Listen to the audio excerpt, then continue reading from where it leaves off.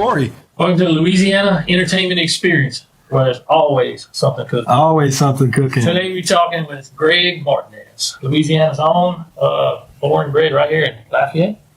We're right down the street here, Right. between Cameron and Lafayette. Sweet. Yeah. I know when I mentioned to my mom that you'd be on the show, she was excited. She has followed you for a long time. So Oh, good. I'm glad you're here with us. Glad you're here with us. Thanks. Can you tell us how you got your start And what? in Oh. music? No, I'm kidding. I started, for the audience out there, we are in the heart of Cameron here. So I started at this church right down the street, the St. Peter's Catholic Church. Sang my first solo when I was 8 years old, Silent Night. And so anyway, sang in that church was a training ground for me Wow, that's for years. And then, when I became a teenager, I started playing guitar yeah, and getting out a little more. Yeah. yeah, sure, And then when I was old enough to do it on my own, make some money, I sure. went on out there. So. Who would you say your major influences on in music has been? Well, there's been a lot of them over the years, but going back to the beginning, my mother, I'm going back to the beginning because my mother tried to influence me in other ways and it didn't work. My mother wanted me to sing on the Lawrence Welk show. Lawrence Welk. Wow. I said, Mom, that is not cool. Yeah. I said, those guys don't have girlfriends, I'm sure. They probably have a hard time. That's just not cool. So I had a different style in mind, Yeah. I guess you would say. But so I listened to the radio like everybody else, but I didn't really know what kind of voice I was going to have or anything. And my cousin lived next door, and he went off to Vietnam. And I raided his record collection.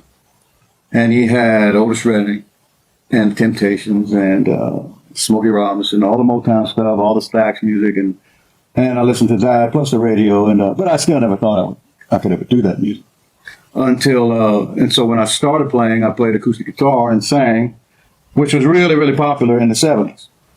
That was James Taylor and that kind of stuff was mainstream. Sure. So I did a solo acoustic thing from the time I was 18 for a couple of years, but my voice started getting bigger. And I've told my kids that when we were younger, you didn't have 100 channels. We didn't even have MTV yet because MTV revolutionized everything in the 80s, where you could see your favorite artist all day long, every day. Right. VH1, all that stuff. We had none of that, so you really couldn't see your favorite artist. But so you had TV shows, and I watched them all. I don't care if it was Johnny Cash's show or Glenn Campbell or whatever. Sure. It was live music, and I watched it, and I wanted to do that. Well, here comes this guy named Tom Jones that had a show, and he had this big voice, and he wore tight pants, and he'd move out there, and the women would scream, and I said, man, that's what I want to do. That's what I want. And my dad would be like, oh. Well, anyway, as time went on, my voice started getting bigger, and it got real big. And there was a guy named TK Hewland, who was, we call him the King now. TK was a nickname, but the initial TK, we called him the King. Mm-hmm. And he was the king in this area, especially then. And he had a big band with horns and all of that, and he was doing that kind of music. And in fact, they used to call him the Tom Jones of Cypress Island. And another guy, I was at this club. It was a real popular club in Lafayette on Johnson Street, next to La Fonda's.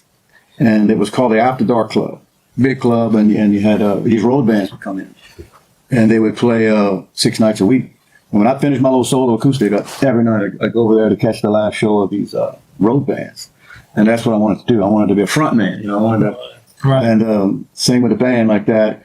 Well, lo and behold, it was this other local guy that I hadn't seen, and because I was kind of sheltered growing up, and so all my teenage friends, my schoolmates, and all would go to these clubs and hear these guys, because you only had to be like 16 back then. The drinking age was 18.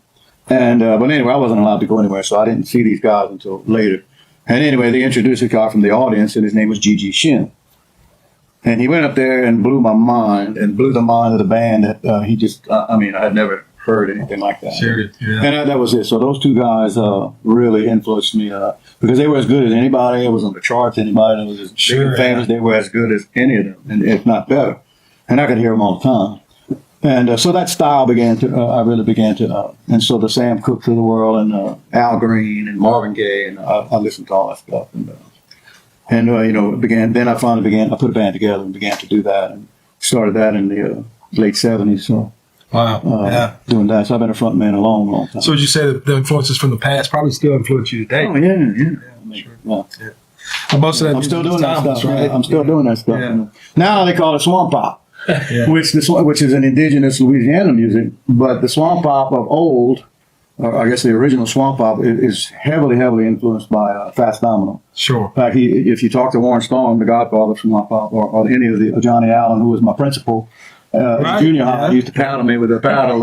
He could tell you some stories about me. Johnny, we called him Mr. Gia. Yeah. And but those guys, it was Fats Domino was the predecessor. Sure. And so I was more came into the thing more of the Memphis soul kind of thing, the Muscle Shoals, whole Southern soul kind of thing. But that has kind of come under the umbrella now of swamp pop. Has reached out, and we're kind of under that umbrella now too. So yeah. So like when So I was still- in high school, a Yeah. lot of the bands that, back then was labeled as heavy metal, now, Oh, yeah. my son, they listen to it and they go, oh, that's classic rock. Yeah. Yeah.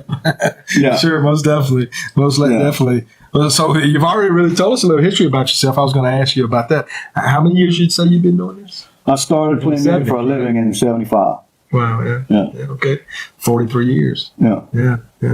That's I wonderful. had long hair and everything. Yeah, like that. Yeah, long hair. Oh yeah. So what other guys you played with around? Greg? Well, I always had my own band. Yeah. So I never played with anybody. So I was always the band leader and trying to emulate those. I was trying to be TK and Gigi, and that was my dream. I wanted to pick up where they left off, so to speak. You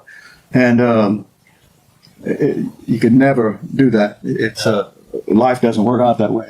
There's only one TK, and even Gigi. I mean, it's a whole different kind of thing. But anyway, I had the opportunity to leave and travel in 1985, and I was gone 21 years, and so my whole world changed then. But Sure.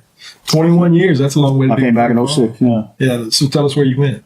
Well, I had a band and we started playing gigs on the road. Sure. East Coast a lot, but the Midwest, Kansas, Missouri, Ohio. But after about 6 months on the road, mostly South, Georgia, Florida, and we wound up in Atlantic City, New Jersey, which was the casino mecca at the time because Vegas was going through this transitional period and was kind of down. And Atlantic City was the new thing because it wasn't long they had passed the gambling thing.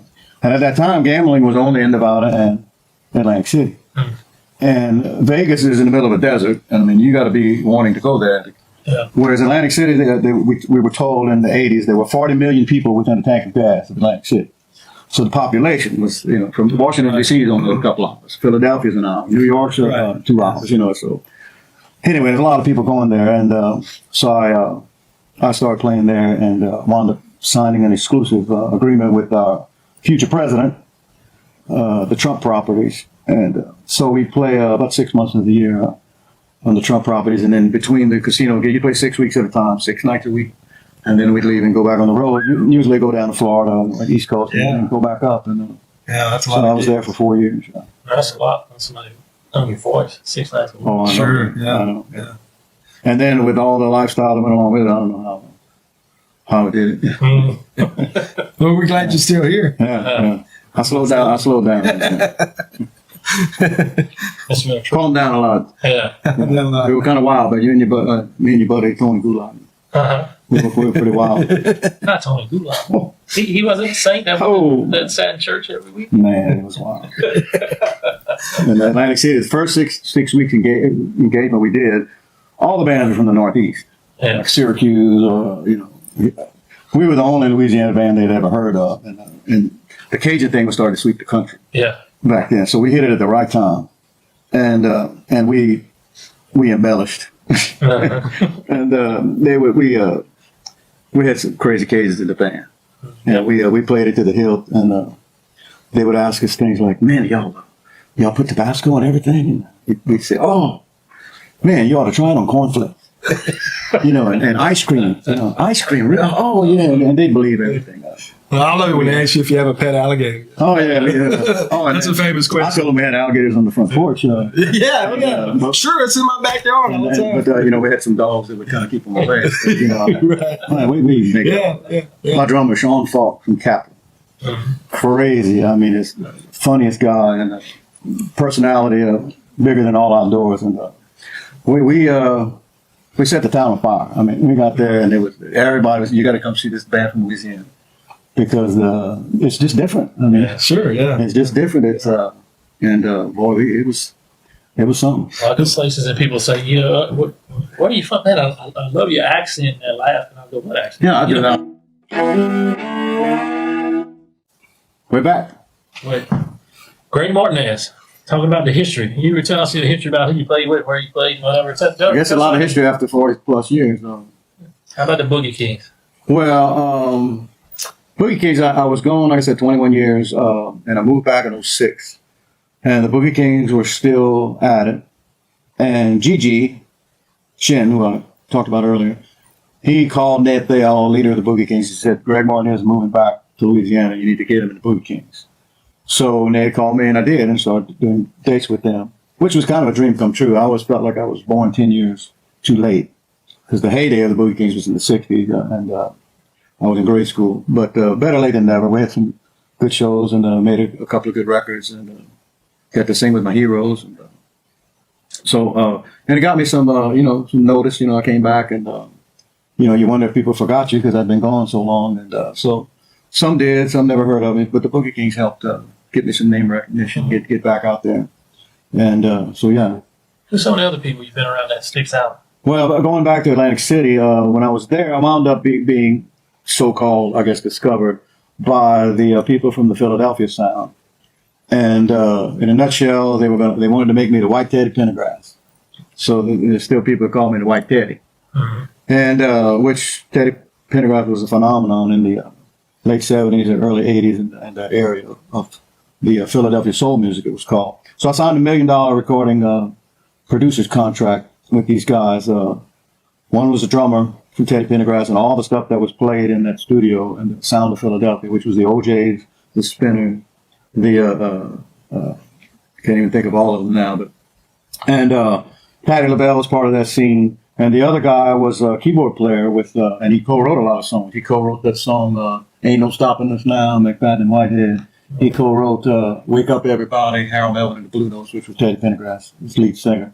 And so those two guys, I signed with them, and but nothing ever came of it, and it's mostly my fault. I squandered a lot of my opportunities. I was too wild and crazy and too busy having a good time. And I didn't take it serious when I was in the 20s until later. But there was also a conflict of styles because I was so Southern and they were Northeast. And there's a difference. I was into Al Green. I was into the Southern soul thing, and they were into I didn't relate as well. And but anyway, but it was a great experience. And I still have friendships. Those guys, Victor Karstafen, the guy that wrote some of those songs, he wound up being music director with the Temptations for years, up until just a few years ago. So I got to rub elbows with a lot of those people. Sang with Patti LaBelle in New York on Broadway. She was doing a one-woman show, and so that was pretty cool, And so anyway, then I came home and like I said, the Boogie Kings, and then I started my own band again, and I was doing Jazz Fest. I've done it a few times, and still doing that. That's Sure, you'll be doing Jazz Fest this year. yeah, too, right? doing the last day. I've done it the last few years. Is there a certain place at Jazz Fest you play? It's in, The Fado Do stage is where we Okay. are, which that's where they put so if you get all the Cajun Zydeco. But a they, chance to see Greg there, go check him out. yeah, and this year the billing for our slot at Jazz Fest, it's called Tribute to Gigi Shin. We lost Gigi this past August. Yes, and I'm glad you mentioned that. Yeah. It's like losing your hero. Wonderful human being. Your mentor, and he was so larger than life. Yes, and I knew him as well. He, the man could walk into a room, and if you didn't know who he was, you would just say, "Who the hell is that?" Yeah. He had that, and he never turned it off. Yeah. The first song was real, and it was. So we can't believe he's gone. But anyway, so it's called Tribute to Gigi Shin, featuring Gregg Martinez and the Delta Kings with special guests TK Hewlett and Charlene Howard. Yeah, we'll dedicate this show to Gigi's memory. Good. We've been doing a lot of that. Yeah, that's most definitely. Yeah. Yeah. So yeah, next upcoming events this coming Thursday. Well, today's Sunday. This coming Thursday, Offbeat Magazine in New Orleans, which is a great publication for our Louisiana music, and it's based out of New Orleans, but it covers all of our music and culture. And they've been real good to me over there. And they have the awards every year called the Best of the Beat Awards, and I'm nominated for Best Male Vocalist, which is the 5th time in the last 7 years. I've yet to win it, but maybe this is the year. This maybe this year. So this but actually, my band, the Delta Kings, we're playing for the awards this year, which is pretty cool because it's almost always New Orleans musicians playing for that. Yeah. You might have Zydeco once in a while. Sean Ardwin's playing this year too, so it's rare that you're having two Acadiana area acts playing at the Offbeat Awards. So that's going to be a lot of fun. And TK's going to be on that with me. And TK, great. He's still got this big, huge voice and all this energy, but he can't walk anymore without his walker. He's 75. So he gets up there with that walker, man. He walks up there and they see this old man and he puts the walker down, he sits on it, and then he still has this energy. And that voice starts coming in. And I said, oh. So they're in for a treat in New Orleans Thursday. That's wonderful. Who's some of the guys you're playing with now? Like, In my band? yeah. I have a killer drummer and bass player, Jim Corbell from New Iberia, and Sid Dago from New Orleans on bass. Guitar player is Greg Kingston from New Orleans. He and Sid grew up together playing. Daryl Fontenot's on keys. They've all played with a lot of people. Daryl has played with Richard LaBeouf and Jamie Bergeron. A lot of those guys. My sax player is a story. You ought to get him on here. Come on. Ron Eads, Tell him, come on. one of the founders of the Muscle Shoals horn section. Oh, wow. Y'all familiar with Muscle? Have y'all seen that? Of course. The movie Muscle Shoals? Yes. Yeah, His pictures in there. Yeah. I can show you his I think pictures. those guys made more hit records than any. Man, we were rehearsing at T-Don. We rehearsed at T-Don Landry's Mixed with Love Board at his place. That's amazing. And he's got albums all over the wall. And we finished our rehearsal, and Ronnie says, I think I played on that album. I think I played on that one too. Well, the one he's pointing to first is Delbert McClinton, the Jealous Car. Oh, yeah. So T-Don takes it off the wall, opens it up. There it is, Ronnie, saxophones. Wow. And that was Giving It Up For Your Love, Yeah. Jealous Con, Shaky Ground, Going Back to Louisiana, all these. But he played on Mustang Sally, the original. I mean, all kind of hit records he played. He doesn't remember all of them. Wow. And so he's 75 and he's still got all his pep and energy. And and then I got a trumpet, James Spells from Baton Rouge, and a guy, Claude Salas on trombone from New Orleans as well. I know Mr. Spells, Yeah, so James is doing sometimes Mike Ritter will play trumpet with me. But so it's a killer band. So you know of any local young up and coming musicians that Not me. might want to come on and play a song, maybe even with Maybe his play the dad? guitar with his dad. Oh, I see where you're going. Yeah, I got a boy. I got a son, James, and he's 26. And man, he's 26 already. Ooh. But he's a monster guitar player, and we still, he hard coached him in 8th grade. And anyway, we do a duo, which is a real treat for me. Of all these things I'm talking about that I did all these years, I told James one day, I said, I'm gonna look back at all of these things, and when I look back at my career when I'm done, if we ever get done, though. Warren Storm and TK said we never get done until we die. Right. But anyway, I'd look back and say one of the highlights of my career is these years of playing with your son. Because we're just doing acoustic duo. It's totally different from the stuff I do.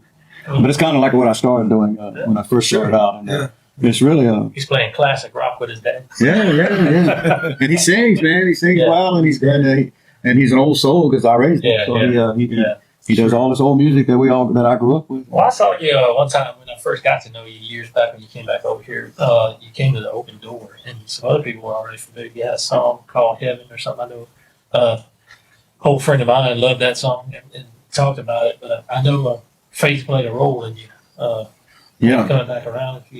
Right. Well, when I was in Atlantic City, of course, I'd been about 15 years of being in the mostly clubs. Is mostly what you did back then, and then the casinos opened up. And but it basically is, in a nutshell, it's called the nightlife. You're not playing at 10 in the morning or 9 to 5 like everybody else. And so the lifestyle that goes on with that is it's not good. It's not good for marriages, for one thing. So I went through a few of those as well. But I finally had a spiritual awakening in 1989. And, the Lord got a hold of me and said, okay, this is all going to stop, And so I cut all that out, and I moved to Texas. And then word gets out, then the churches want you to sing, and so I started singing in churches. And I started traveling. and I started making albums of Christian music, and that took me around the world. I went around the world like 7 times.